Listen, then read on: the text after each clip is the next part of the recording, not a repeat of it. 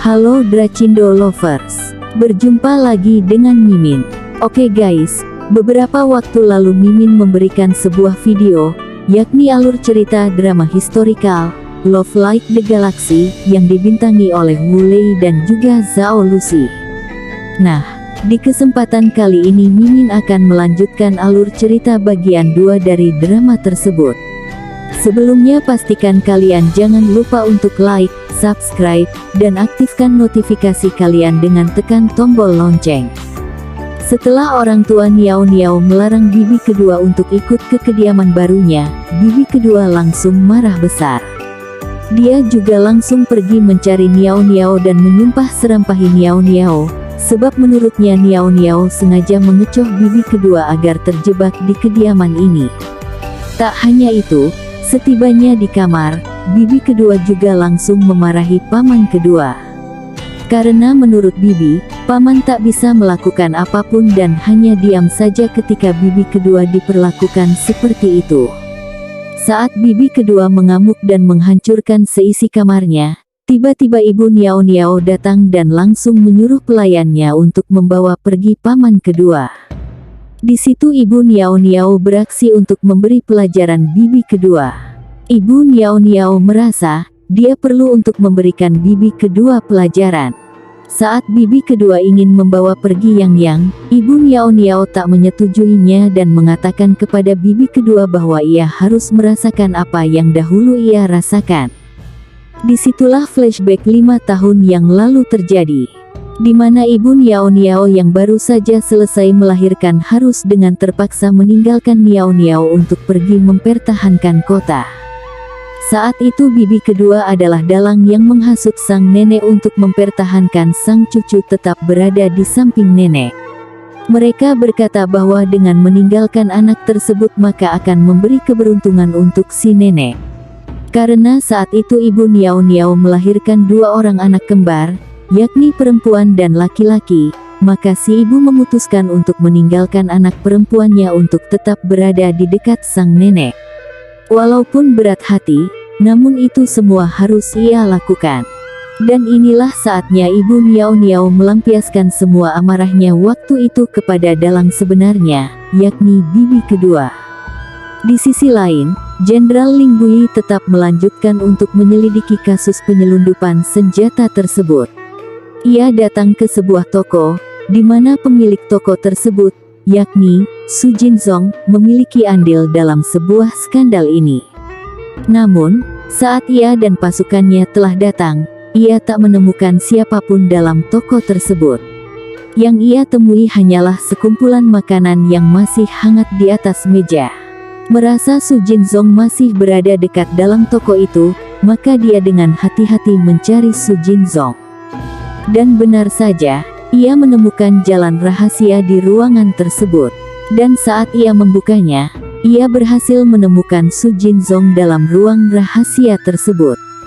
Setelah Su Jinzong berhasil dibekuk oleh anak buah Ling Bui, kelegaan tersirat pada wajah Ling Bui, namun siapa sangka Su Jinzong ternyata telah lebih dulu meminum racun, sehingga ia langsung mati di tempat. Saat ia melihat Su Jinzong lebih dekat, disitulah ia mengenali tanda lahir di lehernya. Ya, dia tahu bahwa orang inilah yang dulu telah menukar persenjataan buruk ke gudang, sehingga insiden saat Ling Bui masih kecil terjadi. Dendam kesumat pun mendidih dalam benak Ling Bui, dan dia menyuruh bawahannya untuk menyelidiki semua orang di sekitar Su Jinzong secara menyeluruh. Namun ia berpesan untuk tidak terlalu heboh tentang kematian Su Jinzong. Di kediaman Cheng, mereka kedatangan keluarga Ge untuk menjemput bibi kedua. Disitulah pertemuan 2 keluarga tersebut terjadi, dan ayah dari bibi kedua merasa bersalah atas kejadian itu dan mereka meminta maaf sebesar-besarnya kepada keluarga Cheng. Di malam harinya Niao Niao diajak ibunya untuk menemui bibinya Yang dan Yang untuk mengobrol sebentar. Di sana obrolan antara mereka terjadi, serta bibi Yang menyerahkan Yang agar diterima di keluarga Cheng dengan baik. Namun Yang bersikeras untuk ikut bibi Yang pulang. Setelah dibujuk akhirnya Yang luluh juga. Di tengah obrolan Niao Niao mempersilahkan Bibi Yang semangkuk susu mentega untuk segera diminum, dan Bibi Yang menerima dengan senang hati. Namun lagi-lagi perilaku Niao Niao mengundang salah paham bagi Ibu Niao Niao. Ibu Niao Niao merasa sikap Niao Niao tadi tak perlu dilakukan, sebab itu hanya akan membuat Yang berkecil hati. Dan disitulah debat antara anak dan ibu tak terhindarkan lagi. Lagi-lagi hal-hal kecil seperti ini bisa menyulut perdebatan di antara keduanya. Terkadang Mimin berpikir sikap ibunya terlalu berlebihan walaupun sebenarnya ini memang untuk kebaikan Niao Niao. Keesokan harinya keluarga Cheng mengantarkan paman kedua dan bibi kedua pergi dari kota Ruyang. Dan disitulah Yang sedih. Namun sesaat setelahnya ia didekap sayang oleh ibu Niao Niao. Dari samping Niao Niao melihat adegan itu dan merasa sedikit cemburu dengan Yang. Bagaimana tidak, Yang memeluk Yang penuh sayang saat ini adalah ibunya. Namun bahkan sampai sekarang Niao Niao pun belum pernah merasakan pelukan sayang tersebut. Sungguh sken yang memilukan hati. Saat Ling Buyi sedang memantau di atas gerbang kota, ia tak sengaja melihat kereta kuda keluarga Cheng, dan setelah itu ia menyuruh bawahannya untuk mempersiapkan hari raya Imlek. Dini hari, semua keluarga Cheng berpindah dari kediaman lama ke kediaman yang baru. Disitulah nenek Niao Niao merasa senang bukan kepalang, mereka dengan jeli melaksanakan ritual pindah rumah dengan seksama. Setelahnya mereka menyusuri semua sudut rumah dan merasa bahagia luar biasa. Saat semuanya sedang mengobrol, Niao Niao dan pelayan memutuskan untuk mencari kamarnya. Saat tiba di kamarnya, Niao Niao menemukan sebuah benda lama dari kediamannya dulu, lalu ia mempunyai ide untuk membuat ayunan dari benda itu. Dengan sibuk ia membuat ayunan itu bersama dengan pelayan pribadinya. Ibu Niao Niao merasa terganggu dengan suara berisik dari kamar Niao Niao, dan benar saja, ia menemukan Niao Niao yang tengah sibuk dengan aktivitasnya. Ibu Niao Niao datang dan melihat apa yang anak itu lakukan, setelahnya memberitahu Niao Niao bahwa ia harus belajar di bawah pengawasan ibunya nanti. Tak lama kemudian paman ketiga dan kakak Niao Niao datang. Walaupun heran, namun akhirnya Niao Niao mengenali kedua lelaki tersebut. Ya, siapa lagi jika bukan Sao Gong, kembarannya, dan juga Cheng Song, kakak keduanya. Setelah berbincang-bincang di luar, akhirnya mereka masuk ke kediaman untuk melanjutkan bincang-bincangnya lagi, dan disitulah obrolan seru dimulai. Malam harinya, Ibu Niao Niao melihat Yang tengah sibuk dengan aktivitasnya untuk mempersiapkan hari raya Imlek nanti. Ibu Niao Niao menyuruh Yang untuk beristirahat agar Ibu Niao Niao saja yang melanjutkannya.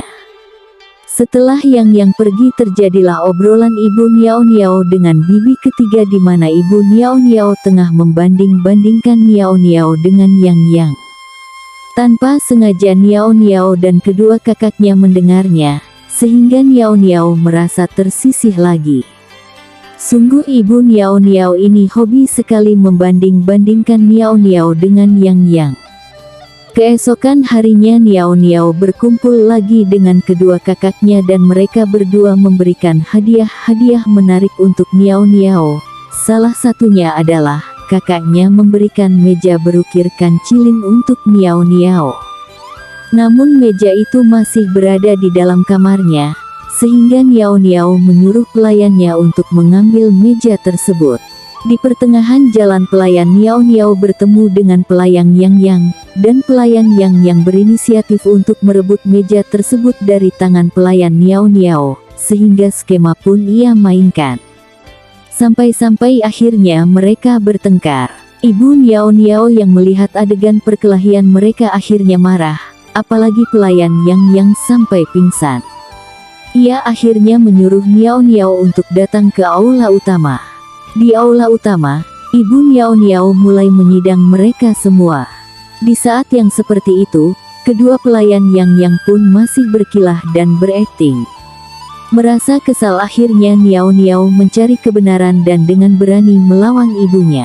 Sumpah guys, di scan ini, jelas-jelas pelayan yang terbukti salah, namun malah ibu Niao Niao tetap menyalahkan Niao Niao dan pelayannya. Scan yang mengundang air mata. Tak terima akhirnya jika Niao Niao dihukum, akhirnya kedua kakaknya dan Yang pun mau ikut serta untuk dihukum menemani Niao Niao. Akhirnya hukuman itu pun tak dilaksanakan.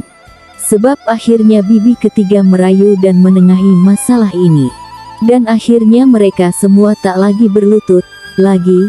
Bibinya memberitahu kabar gembira bahwa nanti mereka akan diajak melihat festival lampion. Malam harinya, mereka semua berangkat untuk melihat festival lampion. Ling Bui juga melihat Niao Niao dan keluarganya berada dalam festival tersebut. Disitulah ia terpesona dengan cantiknya nona keempat. Beralih ke keluarga Niao Niao, lagi-lagi ibu Niao Niao terlihat pilih kasih dengan selalu berada di samping Yang dan juga memilih tusuk kundai untuk Yang. Karena tak ingin beriri hati dengan sepupunya itu, akhirnya Niao Niao pergi untuk meluasakan hati. Niao Niao melihat sekumpulan orang yang beramai-ramai di bawah jajaran lampion yang megah sekali. Ternyata usut punya usut, sekumpulan orang itu sedang melihat dan mendengarkan teka-teki pada lampion itu. Dan semuanya telah dijawab habis oleh Tuan Muda Yuan, yakni pelajar pandai dari Gunung Bailu. Disitulah Niao Niao pertama kalinya berjumpa dengan Lou Yan dan tunangannya. Merasa acara sudah tak asyik lagi. Akhirnya Tuan Muda Yuan memiliki ide, yakni memberikan pertanyaan untuk semua orang di bawah. Siapa yang bisa menjawabnya akan diberikan sebotol arak tiang dari kedai itu. Semua antusias termasuk Niao Niao, hingga akhirnya, Niao Niao berpikir sejenak dan bisa menjawab pertanyaan tersebut. Niao Niao harus menunggu pelayan sebentar untuk mengambilkan sebotol arak untuknya. Saat itulah Tuan Muda Luo atau Luo yang terpesona akan hebatnya Niao Niao. Hingga akhirnya ia tersadar dan pamit. Di atas sana, Tuan Muda Yuan memberikan hadiah kepada Niao Niao, namun Niao Niao malah mengembalikannya dan lebih tertarik akan suara teriakan di sebelah sana. Tuan Muda Yuan merasa diremehkan, namun juga tertarik akan keangkuhan Niao Niao. Sedang di seberang sana, ternyata ramai-ramai tersebut karena Tuan Putri Yuchang jatuh ke air dan meminta pertolongan Ling Bui, namun Ling Bui malah mengabaikannya. Tingkah jahil Niao Niao muncul lagi, di situ ia membuka trik Tuan Putri Yuchang sehingga aktingnya terbongkar. Niao Niao dengan cepat berlari dan menghindar ketika ia mendengar bahwa kedai Tian terbakar. Dan juga Ling Bui segera pergi ke kedai itu.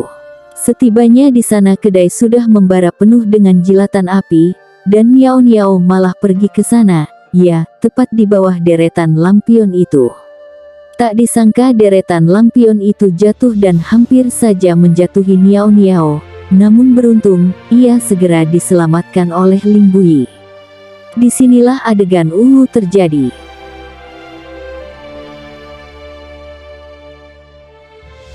Oke guys, itulah alur cerita drama Love Like the Galaxy episode 4-6. Sampai jumpa di video selanjutnya.